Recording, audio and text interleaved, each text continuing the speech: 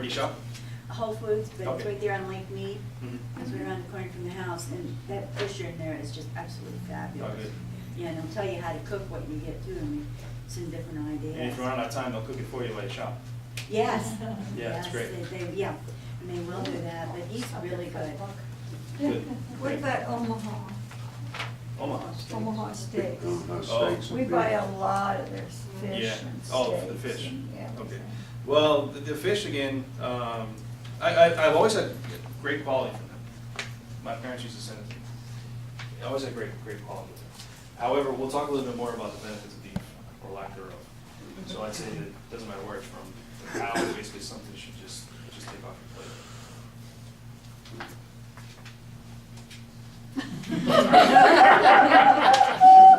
Wait. Just 1 second.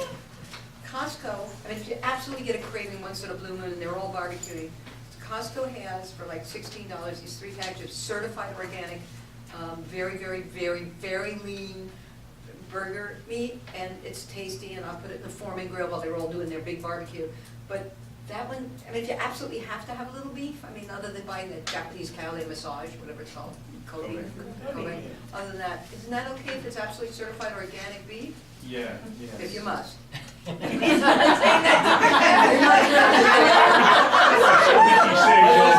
say this, just because it's organic doesn't mean it's good for you.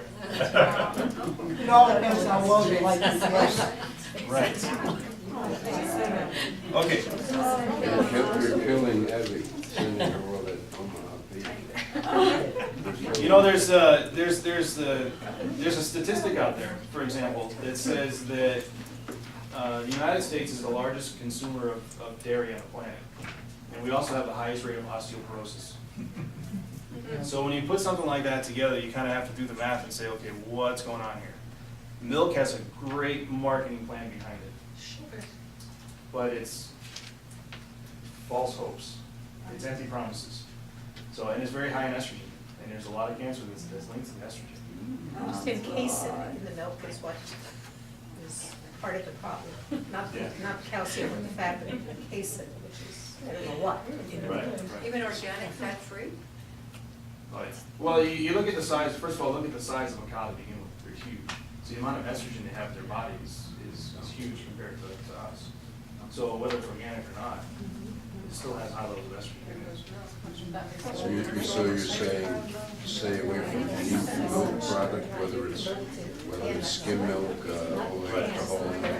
The only thing I say that is worthwhile out of a cow would be probably about a tablespoon of butter a day. And that's it. I'm sorry, what you said? The only benefits I see of a cow would be about 1 tablespoon of butter a day in your diet. Everything else, you can just leave at the grocery store. What about supplementary? You can wear a leather jacket, I mean, that's fine. Supplementary calcium, what about Yeah, because the calcium and the vitamin D and that sort of thing is really playing some games with it. From what I've read.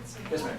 On the beef, you know, since I've gone through this and gotten on my medication plan with my breast cancer, I just cannot sometimes stand it. I have to have a piece of beef, and I have to have a steak.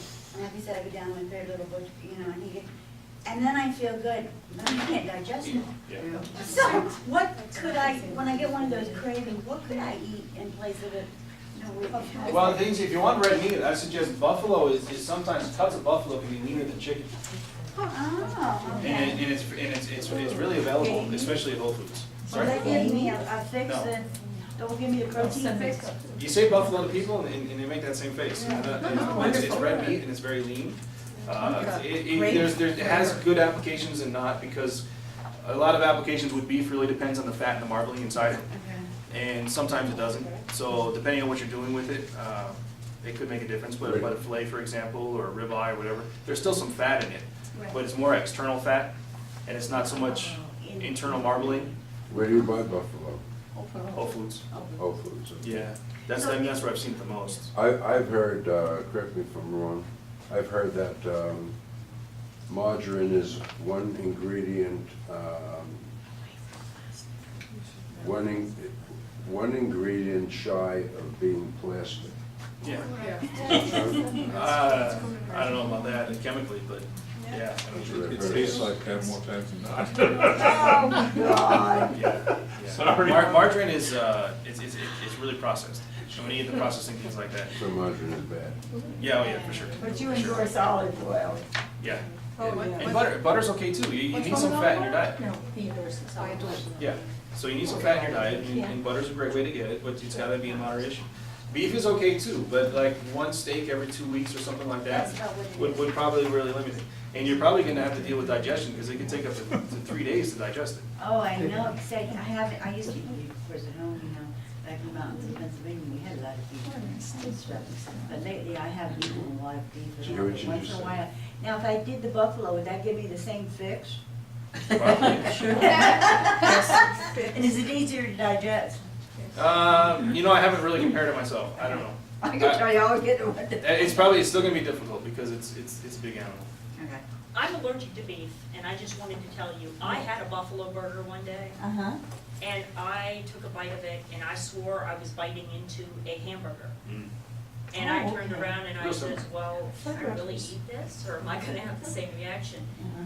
So, that's the answer to your question right there, flavor-wise. Flavor-wise, I can serves get that, yeah, buffalo something burger. about it.